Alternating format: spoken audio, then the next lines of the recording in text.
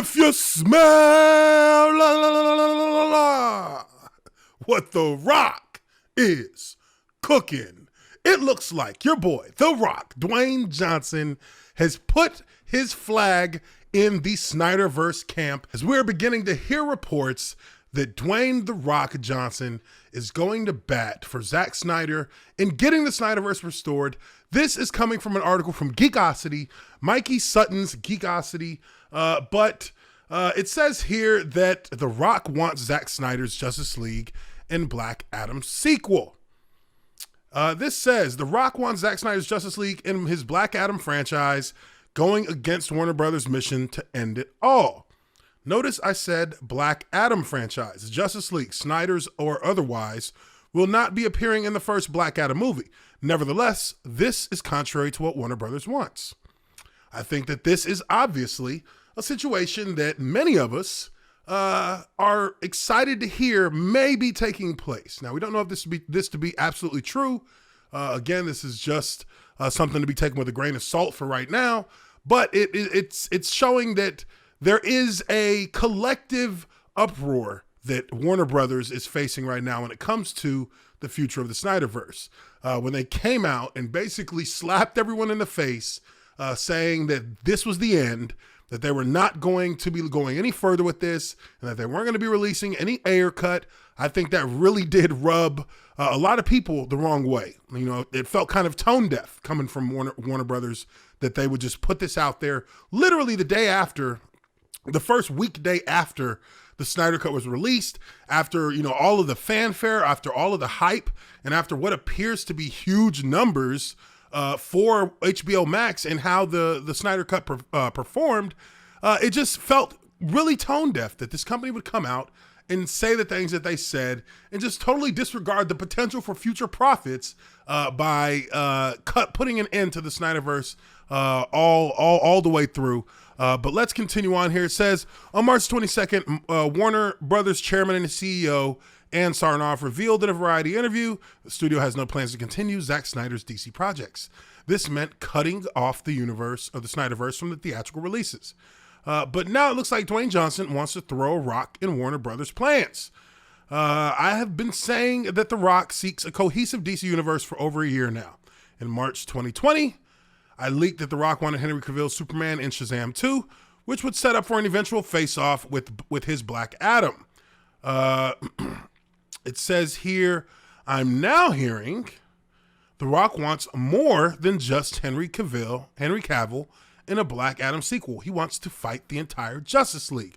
More specifically, Zack Snyder's Justice League. This would lead to a Justice League Justice Society team up, as they often did annually in the comic books. It says here, that clanking sound you hear is the antacid dropping a WB at WBHQ. From what I've been told, The Rock has full creative control over his Black Adam movies, and he wasn't pleased with the news of the Snyderverse's demise. And I think it's safe to say that we all can feel him on that. We all can relate. This movie has really reinvigorated for many people the idea of the DCEU and the way that Snyder was moving with it, and it really does. At the very least, warrant some kind of continuation on HBO Max, at least in my opinion. You let me know what you think down in the comments below. And, as we all know, there was this lovely picture of Henry Cavill and The Rock taken together. They're drinking some fine bourbon or whiskey.